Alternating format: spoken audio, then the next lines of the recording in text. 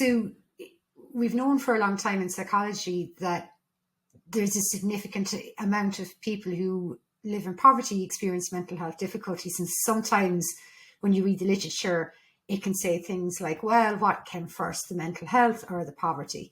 But we know that it's the poverty came first. So what's really interesting is, I studied psychology for 7 years in university, and I learned about the etiology of loads of different mental health disorders. And never once did I read that poverty was an etiology for a mental health disorder, when it's probably one of the biggest predictors for depression and substance use disorder. So when we talk about trauma, people tend to think about those, big T's, the abuse and neglect and violence. But we know that there's also the small T's. So a small T of living in poverty. So being stressed all day, every day, if you're a parent, impacts on your mental health. And if your mental health is impacted and you're living in a situation that is really stressful and you can't access the resources that you need, then that impacts on your kids' mental health too. And then we can meet those children. And if we want to talk about class, then if we want to talk about being working class, so if I have a child and I'm struggling with poverty and worrying about paying the bills, and I'm really stressed, and then the kids are really stressed, and if one of them is playing up at school and somebody says, oh, they need to see a mental health professional, when you bring a working class kid in to meet a mental health professional, they're probably going to be a white middle class or upper middle class person. So you look different and you sound different.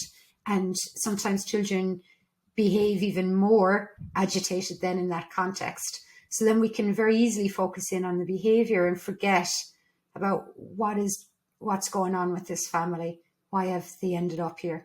And the thing is that when you're poor, everything is more difficult. Mm-hmm. Right. I think of it like our show talks a lot about attachment as a trajectory, that these early experiences with parents lay down some biology that then it's not the end of the story, but it sets you on a trajectory. So I'm thinking of it in this context too, that if you are very poor and you're the child, your parents are very stressed. They are thinking about paycheck to paycheck, keeping the house, the utilities on, things like that. They're not going to have the same bandwidth, the resilience, the things that we, promote with parents around mirroring and attunement and things like that. It's going to be a lot harder. And then, so these kids start off with, less vocabulary typically, and with a very different experience, and then hit the school systems again with this. I'm thinking of it as a trajectory, because then there's the self-perpetuating problem where that people don't understand what they're seeing, and then assume that means something negative about the child versus about the child's environment. Is that in the ballpark? Yeah. So, when we talk about some of the things that we talk about that are mental health interventions or parenting interventions, come from a place of, academia or practice, but very often from people who may not have lived in poverty. So, I'm a university lecturer. So if I'm having a difficult time because I'm stressed about something, I can tap into myself and say, well, I know that I'm really stressed. That can impact on my children. I need to regulate myself a bit more. So that's quite an easy thing to do.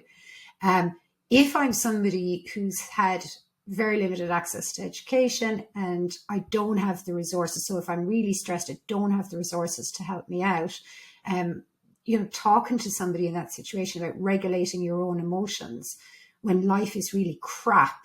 And we hear people all the time as well about blaming people in poverty, saying, oh, why do they drink and why do they smoke if they've got no money? Because you can't do long-term thinking if you're really, really stressed. So you're not sitting at home thinking, oh, I need to save those $5 that I have left over at the end of the week from my kids' college fund.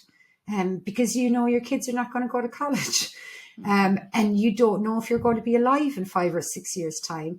So you're just surviving day to day. And it is that trajectory thing. So you come home, you have this little baby, you don't have access to internal resources or external resources. And then that kid goes to school. I was actually talking to somebody this weekend about, what it was like to be poor when you're a child and you're going to school. And they were talking about how their mother used to get a lady to knit their sweater. There was a specific color sweater for school, and she couldn't buy it from the store that, sold these branded sweaters. So she used to get this lady to knit it. And this lady had a knitting machine and she knitted up the jumper, but she ran out of wool when she was doing the second sleeve. So this kid came into school with a sleeve that was a slightly different, it was a burgundy colored sweater, but one sleeve was slightly different burgundy. And she got in trouble in school for not having a standard sweater. So there you have a child who's being shamed, who's being punished because they're living in poverty, and the impact that has on your self-esteem. So we know that when you go to school, if you want to be able to learn and you want to be able to receive information, if your fight or flight response system is activated, then you don't have enough activity going on in your thinking brain and you're not going to be able to learn. So you might become withdrawn, or you might become agitated, whatever your stress response is, and then you'll be punished for having a stress response. Mm-hmm. So you end up in this cycle of shame and punishment, all because of the stress of poverty and people not understanding what it's really like to be poor.